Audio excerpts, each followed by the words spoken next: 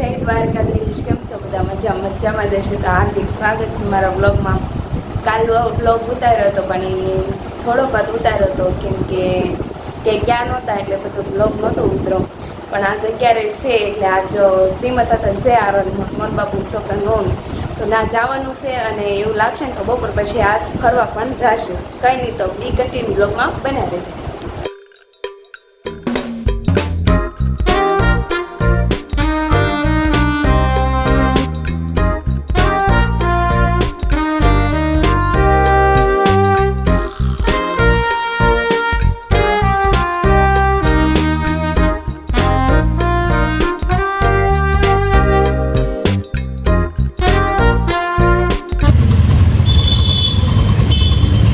શ્રીમતમાંથી એવા હતા નવસારી ખરીદી કરવા.